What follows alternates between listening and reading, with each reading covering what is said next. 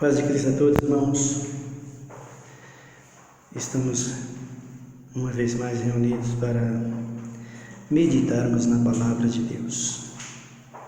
Deus nos deu a vida e nós precisamos valorizar essa vida que Cristo nos deu. O valor não tem um cálculo matemático na nossa linguagem humana, porque o valor desta vida dada por Jesus Cristo a toda a humanidade é incalculável. Para começar, é preço de cruz, vida que Ele se entregou por nós na cruz. Então o preço é incalculável, imaginário, não tem como a gente avaliar este valor desta vida. Vamos imaginar que alguém queira pagar pelo que Jesus fez. Bom, vou te pagar, Jesus, porque você morreu por mim, então não tem como calcular, é um valor incalculável. A única coisa que nós podemos fazer é imitar com as nossas próprias vidas o que Ele fez por nós. Assim, nós agradaremos muito mais a Ele do que nós possamos imaginar uma outra coisa, uma outra forma. Não existe o valor que Ele deu por nós, não existe cálculo, não existe matemática que alcance. É insuperável, foi maravilhoso tudo que Cristo fez por nós na cruz do Calvário. E sem exceção, não importa quem é a pessoa. Não importa se ele é um marginal que está lá na penitenciária. Havia muitos marginais e ladrões naquela época que ele salvou. Por exemplo, o Zaqueu era um ladrão, um gentil, um publicano. E o Zaqueu se arrependeu. Cristo o salvou. Então, nós podemos agradar ao nosso Cristo abrindo os nossos corações e pedindo a Ele graça e misericórdia e nos arrependendo dos nossos erros e pecados para que Ele possa nos salvar. Então, por esse motivo é que nós pregamos o Evangelho e nessa noite nós queremos continuar fazendo isso. Pregar o Evangelho para que você que não conhece esse Cristo, que às vezes imagina, eu sou o quê? Eu sou nada, eu nem um emprego tenho, eu não tenho vida, eu sou uma pessoa desprezível que ninguém me dá valor. Saiba que você tem um valor incalculável. A sua vida vale mais do que todo esse universo. Cristo morreu por você. Esse universo vai acabar. Céus e terra passarão. Tudo Ele, Cristo, vai destruir. Jesus de Nazaré destruirá.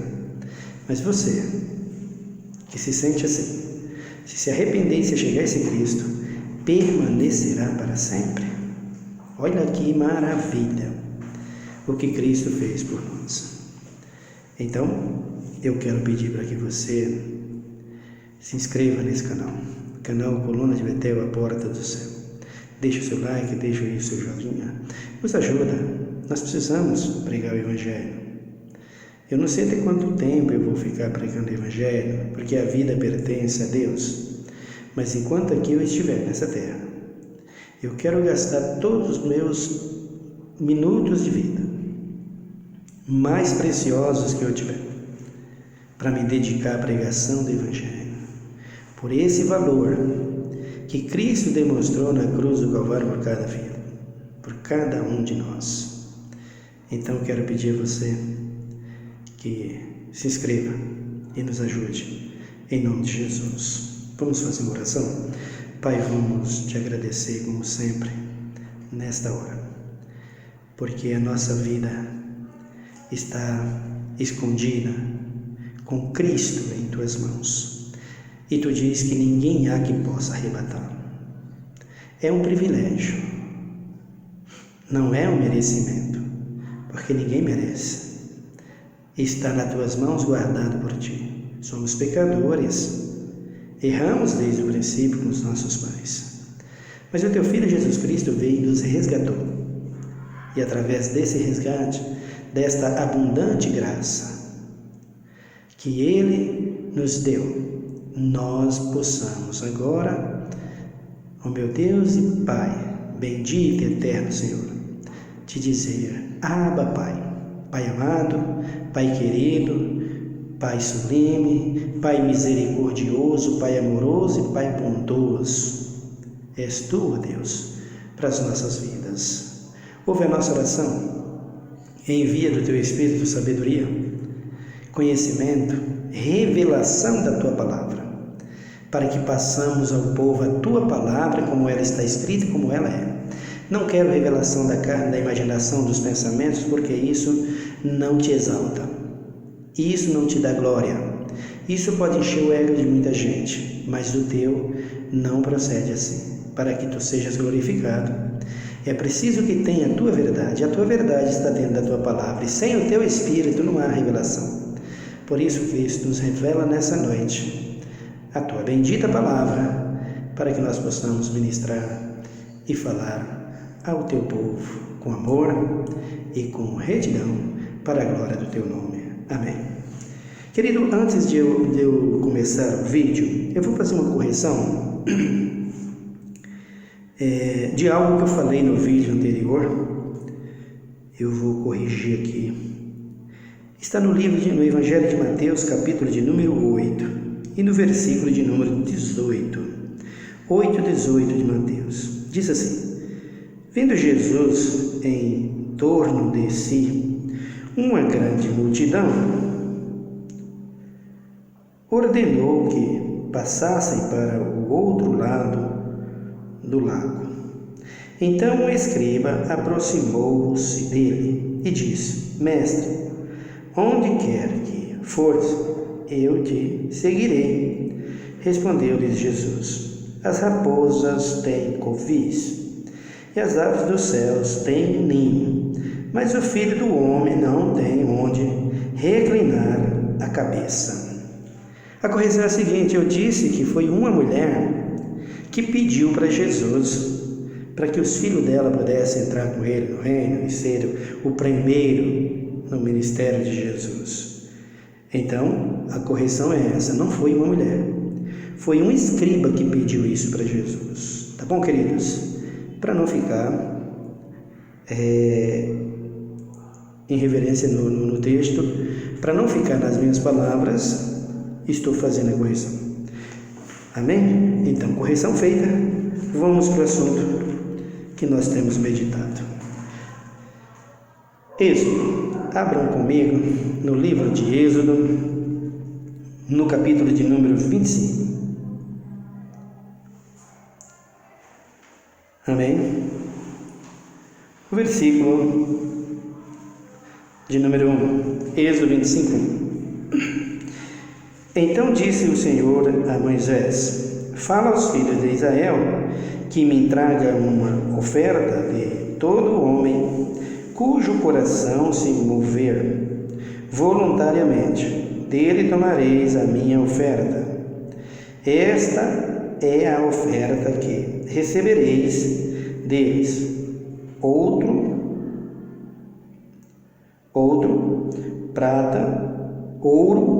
prata, bronze, estofo, azul, púrpura, carmesim, linho fino, pelos de cabras, pelos de carneiros, tintas de vermelho, pelos de animais marinhos, madeira de acácia, azeite para a luz, especiarias para o óleo da unção e para o incenso aromático, pedras oxim e pedras de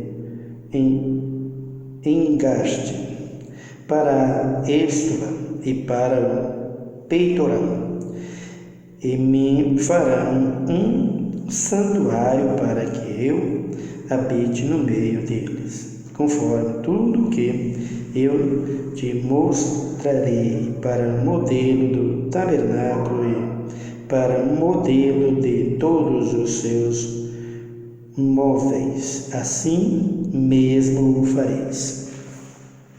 Então, queridos, nós estamos vendo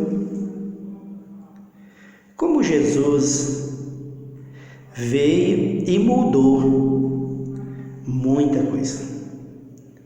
Essa morte de Cristo, esses 2 dias que Cristo passou em angústia e perseguição, sofrimento por causa do pecado da humanidade, foi para trocar tudo aquilo que era apenas um exercício físico. Era apenas uma ilustração, vamos dizer. Não uma ilustração em si, mas uma aparência das coisas futuras que viriam. Ele estava ali simbolizando o que o Filho de Deus iria fazer para a humanidade. Então, todos esses ingredientes que aqui está, essas ofertas que aqui está, era a preparação de um santuário, de um tabernáculo, onde Deus compareceria através da sua glória para Moisés e o sacerdote. Com isso nós podemos ver e possamos entender a grandeza do nosso Deus. O nosso Deus não é um Deus qualquer, não é um Deus que nós possamos tratá-lo de qualquer jeito, que nós possamos reverenciar de qualquer jeito. Não é um Deus que está aqui e acolá em qualquer lugar, não, senhores. O nosso Deus, Ele está sentado no trono da glória, na Nova Jerusalém, no 3º céu, como diz o apóstolo Paulo na carta aos Coríntios. E à sua direita está Jesus de Nazaré. Há muita gente que diz: Deus está aqui, Deus está ali, Deus está lá. Não, senhores, do seu trono Ele não sai. Os olhos de Deus estão em toda parte, está em todo lugar, está por toda a terra. A eficiência, a grandeza, a capacidade, o poder, o controle de Deus sobre a terra, sobre tudo, sobre todos, é incomparável. Faz com que Ele esteja presente em cada lugar desse mundo e no mesmo momento. A Bíblia diz que o céu é o seu trono e a terra é o estrado dos seus pés, os cabelos dos seus pés. Então, o Pai e o Filho permanecem no trono e o seu Espírito Santo, esse sim, a 3ª pessoa da Trindade. Quem é o Espírito Santo? Saberemos. É uma força ativa? Quem é o Espírito Santo? É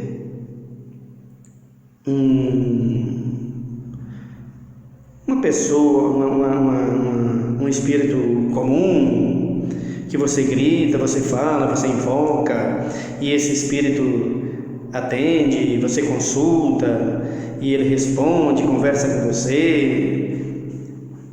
Assim é o Espírito Santo, é esse o Espírito Santo. O Espírito Santo não é isso, não é uma força ativa, não é um espírito comum. O Espírito Santo é a 3ª pessoa. É uma, como diz Jesus, é o outro, é uma pessoa, é o outro. Quando ele ele instrui os seus discípulos, ele disse: eu vou e deixarei com vocês o outro, o Consolador, o Espírito Santo, que da parte de meu Pai é enviado. Eu vou porque se eu não for, ele não pode vir. Então Jesus vai, assenta-se à destra do Pai nas alturas e deixa conosco no reino o Espírito Santo de Deus. E é esse Espírito Santo de Deus que comanda toda a igreja na terra. essa palavra. Mas a igreja que está nele, queridos, a igreja que não está em Cristo, que não está com ele não interfere. Mas aquela igreja que faz isso, que faz aquilo, que prega assim, que prega assado, que fala essas coisas, que tem isso, que tem aquilo, o Espírito Santo não está lá? Não está. E essa pessoa que ora em língua, que pula, que salta, que faz isso, faz aquilo, não está. Não, nós veremos isso. Aonde o Espírito Santo habita, naquele homem, naquela mulher que nasceu de novo, que é uma nova criatura em Cristo Jesus e que lançou fora todas as coisas velhas. Paulo disse no livro, no Evangelho, na carta aos Gálatas: estou crucificado com Cristo e vivo não mais eu, mas Cristo vive em mim. E a vida que agora vivo na carne, vivo na fé, no Filho de Deus, o qual me amou e se entregou a si mesmo por mim. Essa é a vida que você tem que ter para que o Espírito Santo habite em você. Então, naquela época, para que Deus se manifestasse ao povo de Israel, era preciso e havia necessidade de ter um lugar reservado, porque na vida do homem ele não podia, com exceção dos profetas, de Moisés e alguns sacerdotes. Então era preciso que ele tivesse um lugar separado para que ele pudesse habitar ali. Então a ordem de Deus para Moisés foi essa: faça-me um tabernáculo com um santuário, aonde eu vou colocar a minha glória, aonde eu vou colocar a minha unção, a minha virtude, o meu poder, para que eu possa comunicar com vocês, para que eu possa falar com vocês, para que eu possa estar no meio de vocês. Porque no meio do povo ele não podia estar. Era um povo contraditório, era um povo que gostava de pecado, era um povo que gostava de errar e errava constantemente. Deus não podia ficar no meio deles. E a segunda coisa é que o Espírito Santo não tinha sido derramado. Jesus abriu as portas em todos os sentidos. Então todo esse exercício que está aqui, essas ofertas, essa construção, era para que Deus pudesse habitar ali e manifestar-se no meio do povo. Quando Cristo vem e que faz esse sacrifício perfeito lá na cruz do Calvário, morrendo por todos os pecadores, isso aqui já sai de cena, já não vai passar a funcionar mais. Quando nós estivermos falando aqui sobre as leis que foram eliminadas, os rituais, as coisas que havia em Israel, que era só sombra do vindouro, que era Cristo vindo para salvar, as 7 festas judaicas de Israel que eles comemoravam de ano em ano, festa da colheita, do tabernáculo, Pentecostes. Quando nós estivermos vendo isso aqui, você vai ver o que foi tirado através de Jesus Cristo, da sua morte e da sua ressurreição. Não foram os mandamentos. Quem é santuário de Deus e quem é tabernáculo de Deus hoje? Todos nós que nascemos de novo. Dá uma olhada comigo, confere comigo aqui a palavra de Deus lá em Hebreus, na carta aos Hebreus. Não digo que foi Paulo que escreveu, é bem parecido com a forma de Paulo falar, o jeito de Paulo se escrever, mas não dá para cravar que foi o apóstolo Paulo. Bem parecido com ele. Capítulo de número 8, carta aos Hebreus, o capítulo 8 diz: o ponto principal do que estamos dizendo é que temos um sumo sacerdote, tal, que se assentou à destra do trono da majestade nos céus. Então vejam, lá está o Pai, lá está o Filho. Cristo veio de lá, mas ele veio como Deus. E quando ele chega até a Maria, ele chega como uma profecia, como um verbo, a palavra. Tomando ele forma de homem no ventre de Maria, ele vem a esse mundo, Maria dá a luz, ele vem a esse mundo como homem, um menino, cresce como todas as crianças, torna-se um homem e faz tudo aquilo que estava determinado e que estava profetizado desde Adão até ele vir. E depois dele, que ele vem, tudo está profetizado até quando ele voltar pela última vez, pela segunda e última vez. Amém? Para buscar o seu povo.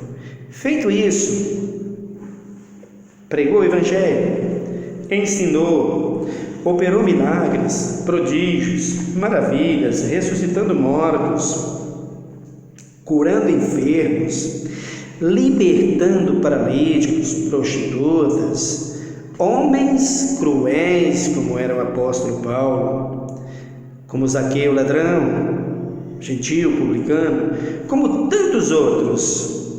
Ele veio e libertou essa gente. O seu sacrifício foi para isso. Você não precisa ficar preocupado com o que você está fazendo, com seus erros, com seus defeitos, querido. Defeito todos nós temos. Você só precisa saber que os defeitos têm que sair. E como é que eles saem? Quando nós nos arrependemos, nós chegamos a Cristo e, arrependidos, confessarmos os nossos pecados, Ele nos abraça e nos acolhe. E Ele acaba com o pecado. Ele elimina o pecado. Não tem mais cobrança, nem da parte do diabo e nem da parte dele. Ninguém vai te cobrar mais. Lembra daquela mulher adúltera?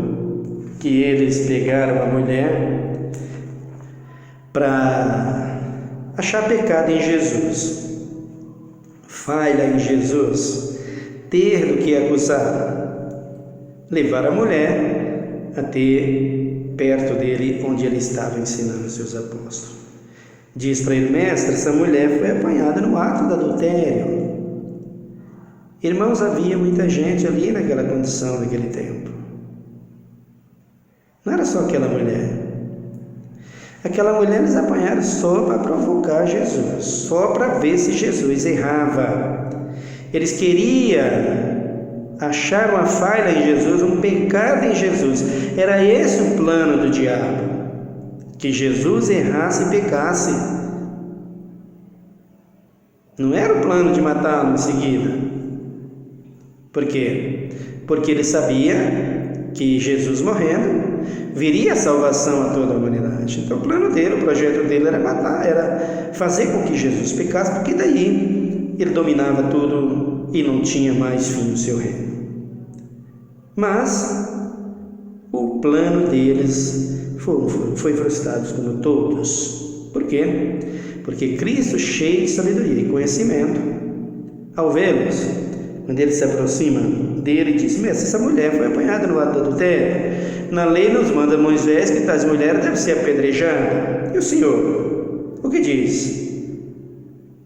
Jesus, diz a Bíblia que escrevia com o dedo na areia. O que será que ele escrevia? A Bíblia não relata. Mas eles insistiram na pergunta e Jesus disse: aquele que tiver sem pecado, que atire a primeira pedra. E aí, meu querido, foi a demonstração de que aqueles homens tinham mais pecado do que aquela mulher. Jesus voltou para aquela mulher, endireitando, perguntou-se para ela: cadê os teus acusadores, minha mulher? Ninguém te condenou? Ela disse: não, Senhor. Ele disse: eu também não te condeno. Agora, vá, não peques mais. Esse é o segredo da igreja. Veio para Cristo, se arrependeu, aqueles pecados que estava fazendo antes de encontrar-se com Cristo, não pode voltar a praticar mais. Senão não tem perdão, não tem salvação. Então abandonou, Jesus o lança no fundo do mar para nunca mais voltar, se esquece. Então, aqui a carta aos Hebreus está dizendo, no versículo 2: como ministro do santuário e do verdadeiro tabernáculo que o Senhor fundou, e não o homem. Então, ele está dizendo aqui que Jesus assentou à destra de Deus nas alturas, depois de ter feito toda a obra, todo o trabalho, tudo aquilo que precisava ser feito para trazer a salvação. Ele se assenta à destra do Pai nas alturas. E ao sentar lá, ele traz isso aqui do versículo 2 a todos nós. Como ministro do santuário e do verdadeiro tabernáculo que o Senhor fundou, e não o homem. Não é mais aquele santuário que nós vimos em Êxodo 25. Que eles levavam ouro, levavam prata, levavam tudo de primeira para construir, para fabricar aquele tabernáculo, aquele santuário. Hoje não existe mais esse tabernáculo, nem esse santuário feito pelas mãos humanas. Esse tabernáculo é você e nós. Eu, você e todos nós que nascemos de novo, somos santuário do Deus vivo, somos tabernáculo, habitação do Espírito Santo de Deus. O 3 ele diz: todo sumo sacerdote é constituído para oferecer dons e sacrifícios, pelo que era necessário que esse também tivesse alguma coisa que oferecer. Ora, se ele estivesse na terra, nem seria sacerdote, havendo já sacerdote que oferecesse dons segundo a lei. Então já tinha lá os dons, o sacerdote que oferecia isso através da lei. A lei do quê? A lei dos sacrifícios, que nós veremos futuramente. E no versículo 5, eles servem num santuário que é figura e sombra das coisas celestiais. E é por isso que Moisés divinamente foi avisado quando estava a construir o tabernáculo. Vê que faça tudo conforme o modelo que te foi mostrado no monte. Mas agora alcançou ele misericórdia, alcançou ele ministério, tanto mais excelente quanto é mediador disso. Superior aliança que está firmada em melhor promessa. Uma aliança agora não é mais aquela aliança que era feita por sacrifício, que foi feita através de sacrifícios humanos, sacrifícios com animais. Não é mais. Agora é feito pelo sangue de Cristo, pela morte de Jesus Cristo, pela sua ressurreição, pelo seu sofrimento. Ele fez esse sacrifício perfeito, porque aquele era a sombra do que vinha acontecer. Era apenas uma aparência do que ia ser. O que ele estava fazendo ali, apesar de ser um exercício físico que eles estavam fazendo, eles escolhiam ouro, tudo ordenado por Deus, escolheu o lugar como Moisés preparou tudo, e fez tudo conforme o que ele falou, o que Deus mandou. Aquele trabalho, aquele exercício, aquelas coisas físicas haveria de ser terminadas com o sacrifício de Cristo na cruz. Então, hoje, essa nova aliança, feita no sangue do Cordeiro, Cristo morrendo e ressuscitando, tirou tudo aquilo e colocou uma nova aliança no sangue de Jesus Cristo, pelo batismo na morte. Cuidado com o batismo, que é coisa muito séria. Então, Jesus, o apóstolo está dizendo aqui, o escritor dos Hebreus, firmada em melhores promessas. Aquelas promessas era feita através das mãos dos homens. Essa é feita através do sacrifício de Cristo. O versículo de número 7. Pois se aquela primeira aliança tivesse sido sem defeito, nunca se teria buscado lugar para a segunda. Você percebe? Olha o que o escritor está fazendo aqui, o que a palavra de Deus está dizendo aqui, o que o escritor está escrevendo aqui. Se aquela aliança fosse perfeita, não precisava Cristo fazer uma nova aliança. Nós viveríamos com aquela mesma. Pois se aquela primeira aliança tivesse sido sem defeito, nunca se teria buscado lugar para a segunda. Não precisava. Mas aquela primeira aliança, aquele primeiro santuário, aquele primeiro tabernáculo, era só para que Israel tivesse livramento pelos seus pecados, e isso simbolicamente com o exercício que Cristo iria fazer e o fez por toda a humanidade. Porque se tivesse valor eternos, Cristo não precisava vir aqui. Então, o versículo de número 8 ele diz: mas Deus repreendendo-os, diz: virão dias, diz o Senhor, em que com a casa de Israel e com a casa de Judá estabelecerei uma nova aliança.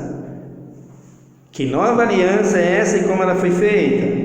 No sangue de Cristo, sim, mas para que eu participe dela e para que eu esteja dentro dessa aliança e que eu tenha essa aliança comigo, o que eu preciso fazer? Diz o versículo de número 9: ela não será segundo a aliança que fez com os seus pais no dia em que os tomei pela mão para os tirar da terra do Egito, porque não permaneceram naquela minha aliança, e eu para eles não atentei, diz o Senhor. Perceba aqui, queridos, que a aliança que Deus fez com eles, nos seus mandamentos e nas suas leis, eles não permaneceram.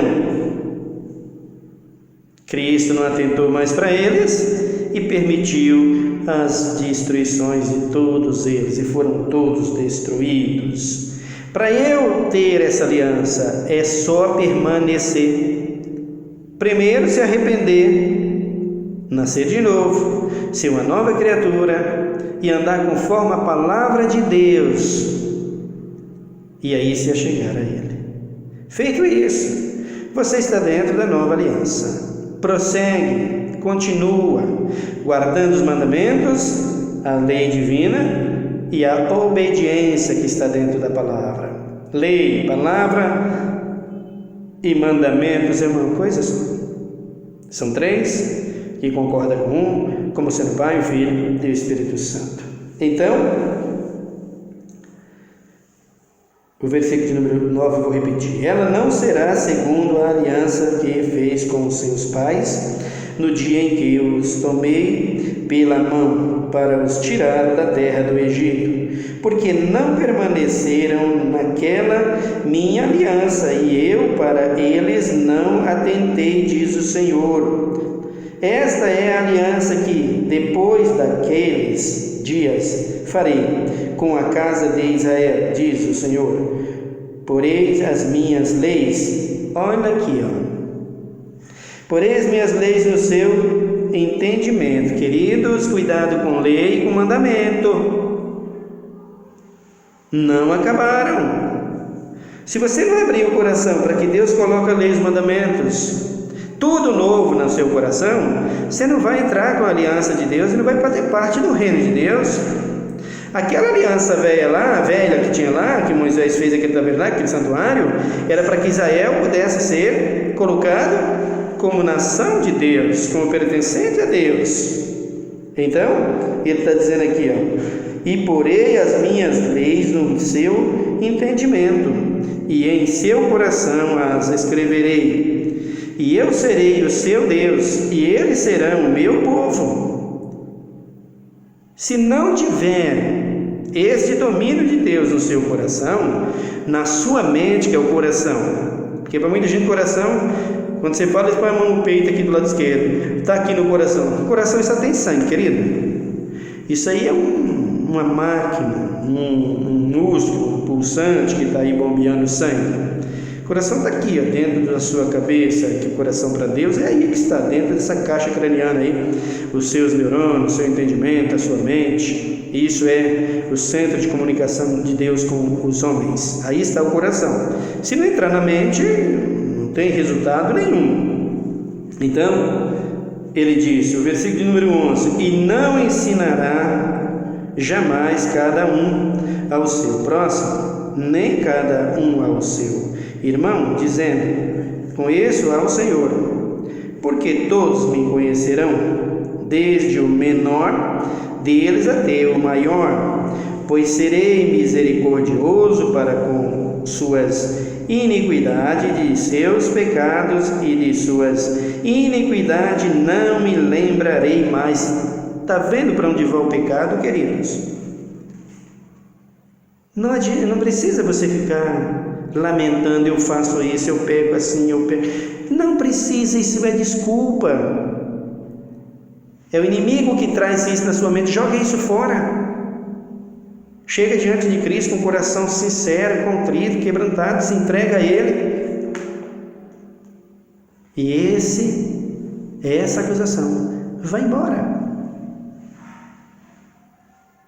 Vai sair. Aí, Cristo libertando, que coisa bonita. Tem essa confiança. Por que a humanidade sofre tanto? Porque quer sofrer. Por que o povo, a gente vê tantos irmãos, a gente se ligarem a uma televisão aí, e você colocar naqueles repórteres, naqueles jornais que falam sobre destruição?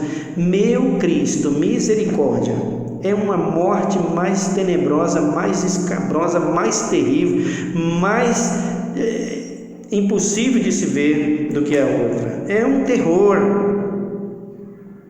E por quê? Porque os homens preferem esse caminho. Todas as portas foram abertas, o véu do tempo se rasgou. Cristo já morreu, Cristo ressuscitou, a palavra está aqui, o Espírito Santo está aqui para socorrer o seu povo. Mas o povo não quer. Se não quer, queridos, então vai perecer. O 13º versículo, dizendo nova aliança, ele tornou antiquada a primeira. Ora, aquilo que se tornou antiquado e envelhecido, perto está de desaparecer. A velha aliança desapareceu com a morte e a ressurreição do Filho de Deus. Mas na vida de alguns, ela ainda prevalece. Por quê? Porque não entrou por esse princípio, não deixou Deus colocar as suas leis, os seus mandamentos em seu coração. Ele ainda está vivendo uma velha aliança, sem esperança de liberdade, sem esperança de ser transformado. Abra comigo na carta de Pedro, é a segunda, a primeira, aliás, da primeira epístola de São Pedro, no capítulo de número 1, ele diz aqui o verso de número 13: portanto, cingidos os lombos do vosso entendimento, sede sóbrios e esperai inteiramente na graça que se vos oferece na revelação de Jesus Cristo. Como filho obediente, não vos conformeis com as concupiscências que antes tinhais na vossa ignorância. As concupiscências, os desejos desenfreados, descontrolados. Você queria fazer uma coisa, era um descontrole total. E você queria porque queria, e ia fazer. E fazia. Agora em Cristo, você é uma nova criatura. Você agora não comete esses erros mais. Por quê? Porque o sangue de Cristo, que foi derramado na cruz e comprou a tua dívida, te libertou. Ele fala muito mais alto do que o sangue de Abel. Cristo Jesus disse que você, como nova criatura, não precisa mais se preocupar com o seu passado. Ele te deu nova vida. Então, queridos, toda a oportunidade para entrar no céu, para ser salvos, está aqui em Cristo Jesus. Mas não brinque com o Evangelho. Não brinque de igreja. Cuidado por onde você anda e com quem você fala. Tem um provérbio popular que diz: me diga com quem andas, que eu te direi quem tu és. Mas Cristo diz, através do apóstolo Paulo: as más conversações corrompem os bons costumes. Procura ter bons costumes e princípios evangélicos, éticos e obedientes a Deus. Linguagem santa e pura. Corpo totalmente transformado pelo Espírito de Deus, por dentro e por fora. Um testemunho de vida que todos possam falar para você: aí está um crente em Cristo Jesus. Como eu tenho alegria de ver isso. E eu não preciso dizer para as pessoas: sou crente. As pessoas já dizem para mim: tu é um crente? Sim. Isso é maravilhoso. Então, meus amados, oportunidade está aí. Você pode ser esse santuário, esse tabernáculo de Cristo. É só você querer. Amém? Vamos fazer uma oração a Deus nesse momento. Pai santo e amado, te louvamos por essa bendita palavra, que é lá de chegar no coração daqueles que vão receber e que vão ver esse vídeo, e vai te glorificar, te exaltar pela tua grandeza, Pai amado. Fez de nós um tabernáculo, um santuário, um lugar para habitar o teu Espírito Santo. Oh Deus, muito obrigado. E através disso, Pai, temos acesso a Ti e a vida eterna que está no Teu Filho Jesus. Deus não há preço. Deus não tem como pagar. Deus, os nossos lábios, os nossos entendimentos não tem como expressar a gratidão que nós temos por essa vida tão preciosa, tão maravilhosa, essa aliança maravilhosa, bendita, inquebrável, irreparável, que o Teu Filho fez conosco na cruz do Calvário. Obrigado, Jesus.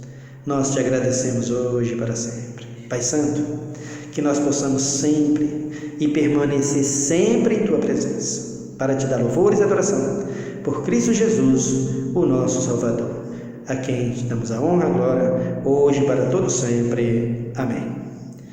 Esse é o nosso vídeo de hoje, queridos. Que Deus abençoe a você. Até o nosso próximo encontro.